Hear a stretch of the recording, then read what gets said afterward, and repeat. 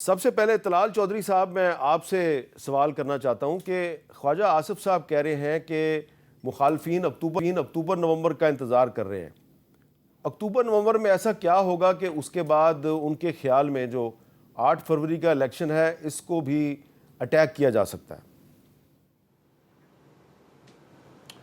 بسم اللہ الرحمن الرحیم۔ میر صاحب، اس میں کوئی شک نہیں ہے، میرا خیال کلیئرلی بات تو یہ ہے کہ چیف جسٹس آف پاکستان جو ہے ان کی مدت ختم ہو کے ایک اور چیف جسٹس آ جائیں گے، اور یہاں پر بڑا انفارچونیٹ رہا ہے کہ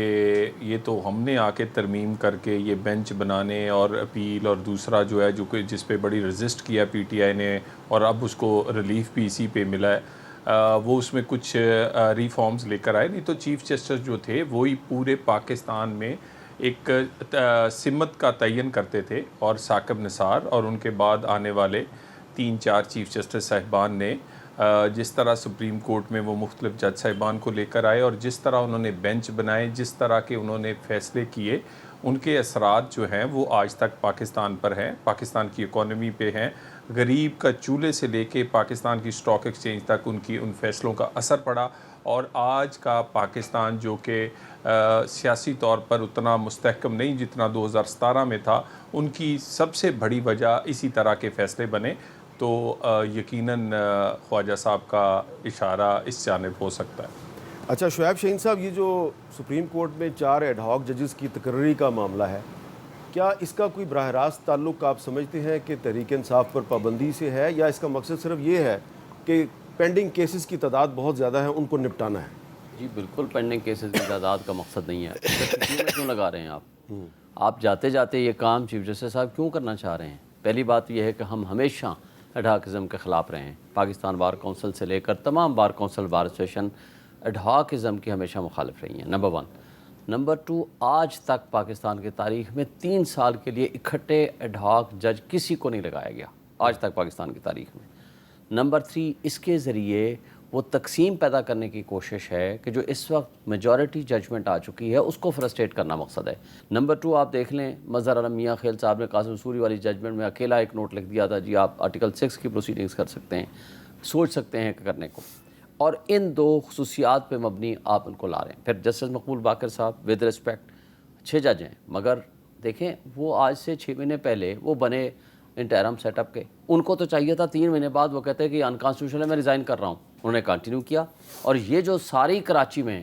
بدماشی اور بےایمانی ہوئی ہے، کیا ان کی نظروں سے اوجھل تھی؟ انہوں نے ایک free fair and transparent elections کرانے کے لیے آئے تھے نا، اور جو چادر 4 دیواری کی پامالی وہاں ہوتے رہی، ہمارے کارکنان گرفتار ہوتے رہے، چیف ایگزیکٹو تو وہ تھے، انہوں نے کیا کام انجام دیا؟ اسی طرح جسٹس مشیر عالم صاحب نے، مجھے پتہ چلا ہے کہ انہوں نے معذرت کر لی، مگر ان کی بھی کیا کریڈٹ پہ جاتی ہے؟ انہوں نے حدیبیہ پیپر بل کیس میں انہوں نے اس کیس کو بند کیا تھا قاضی فائز عیسیٰ صاحب کے ساتھ، جس کا ڈائریکٹ بینیفیشری نواز شریف اور شہباز شریف ہیں، اور پھر اس کے ذریعے اس ججمنٹ کو نلیفائی کرنا ہے، اور اس کا نقصان جو ہونا ہے۔ اور پھر سب سے آخری بات یہ چاہتے ہیں کہ وہاں ججمنٹ کوئی ایسا ہو کہ فرض کرو پابندی لگاتے ہیں، یہ ان کی جرت نہیں ہے، نہ ان میں ہمت ہے، نہ کوئی ایسا یہ کام کرنے کی پوزیشن میں ہے، نہ ان میں کیپیسٹی ہے، تو کٹ پتلی ہیں پیچھے، جو کرے گی اسٹیبلشمنٹ کرے گی۔ یہ چاہتے ہیں کہ اگر ایسا کوئی معاملہ آ جائے تو ہم 4 جج اپنی مرضی کے لے آئیں، اور جو اس وقت میجورٹی ہے جو منصفانہ فیصلے کرنا چاہتے ہیں، ان ججز کے اوور اینڈ ابو ایسے ججز کو بیچ میں ڈال دیا جائے تاکہ اپنی مرضی کے وہ فیصلے لے سکیں، اور اس ججمنٹ کو نلیفائی کر کے 2/3 میجورٹی دلوا دیں ان کٹ پتلیوں کو، اور تاکہ اس میں امینڈمنٹ کر کے قاضی فائز عیسیٰ صاحب کو اس کنٹینیوٹی کے ساتھ اگلے 2 سال کے لیے ان کو ایکسٹینشن دے دی جائے۔ یہ ایک سازش ہے، یہ ملک کے ساتھ سازش ہے، یہ انتہائی نامنصفانہ ہے، اور یہ غلط ہے، اور ہم اس کی شدید مخالفت کرتے ہیں۔ جی ہارون رشید صاحب، آپ کیا سمجھتے ہیں کہ یہ جو 4 ایڈ ہاک ججز کی تقرری ہے، یہ کیا واقعی کوئی سازش ہے؟ دیکھیں، یہ جہاں تک شعیب شاہین صاحب نے ذکر کیا ہے، یہ تو ایک پولیٹیکل پارٹی کو کر رہے ہیں اور اس کے عہدیدار ہیں۔ جہاں تک اگر فیئرلی دیکھا جائے تو سپریم کورٹ میں پینڈنگ کیسز کی تعداد اب بہت زیادہ ہو گئی ہے، پہلے 5000 تھی، اب تقریباً 6000 کو کراس کر گئی ہے۔ اب جب وہ فل بینچ 15 ججز پہ مشتمل ہو، اور وہ 1 مہینہ ایک ہی کیس سنے، اور وہ سیاسی کیس سنے، تو باقی جو پبلک لٹیگیشن ہے وہ نہیں ہو رہی۔ اور پبلک لٹیگیشن پہ میرا یہ پرسنل ایکسپیرینس ہے کہ 2 سال سے فریش اپیلیں جو دائر ہوئی ہیں وہ ابھی تک لگی نہیں، اور جو فیصلے نیچے والے تھے وہ ایگزیکیوٹ ہو گئے. اسی طرح کرمنل کیسز میں ہے, کرمنل کیسز میں جو لوگ سزائے موت ہو جاتے ہیں ان کی اپیلیں نہیں لگتی,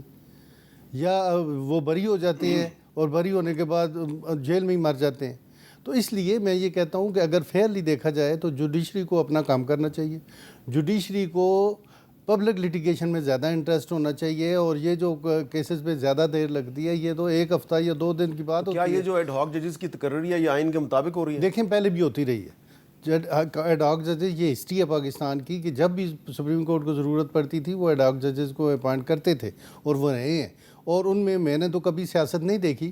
تو جو بھی ہوا ہے ضرورت کے تحت ہوا ہے. اب اگر ہو رہا ہے تو یہ شعیب صاحب کی نظر میں تو یہ ہے کہ پولیٹیکل تھاٹ ہے, لیکن یہ اگر ایسا ہے تو پھر تو نہیں ٹھیک. لیکن اگر کیسز کو ختم کرنے کے لیے ہے اور کیسز کی جو زیادہ تعداد ہے اس کو ختم کرنے کے لیے مخصوص بینچز ڈیفرنٹ کیسز میں بنتے ہیں, پبلک لیٹیگیشن کو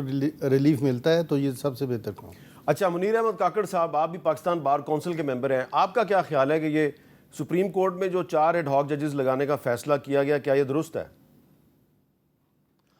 مسئلہ تو ایڈاک ججز اور کیسز کے جو ڈیڈ لاک بیک لاک کے حوالے سے وہ تو ایڈمیٹڈ فیکٹ ہے, کیسز زیادہ ہے. لیکن سوال یہ ہے کہ قاضی صاحب کو کیا یہ جب پہلے دن اس کی ایلیویشن ہوا تھا بطور چیف جسٹس, کیا ان کے سامنے یہ ڈیڈ لاک کا جو کیسز کی جو ریشو تھی یا نمبر تھی کیا ان کو پتہ نہیں تھا؟ ابھی مجھے یہ بتا دے کہ قاضی صاحب جاتے جاتے وقت ابھی 15 جولائی سے سپریم کورٹ کے اندر چھٹیاں شروع ہو گئی, اور چھٹیاں 2-2.5 مہینے تک چھٹیاں شروع ہو جانے کے بعد قاضی صاحب ریٹائر ہو جائے گا. اس ریٹائرمنٹ سے 2 مہینے کے اندر یا 2 مہینے پہلے قاضی صاحب کو وہ کیا چیز تجسس دلا کہ ایڈاک ججز کے حوالے سے یہ جا کر کے ایڈاک ججز کے اپوائنٹمنٹ کریں. ہمارے پاکستان بار کونسل یا وکلا کمیونٹی جو لائرز کمیونٹی ہے, ایڈاکزم کے خلاف تو ہم پہلے سے ہیں, بالکل سٹیٹ کرتے ہیں کہ ہم کسی صورت میں ایڈاک ججز کے حوالے سے جہاں پر بھی جتنی بھی ڈپارٹمنٹس میں ہو یہ ایڈاک کی پالیسی تو ختم ہونی چاہے.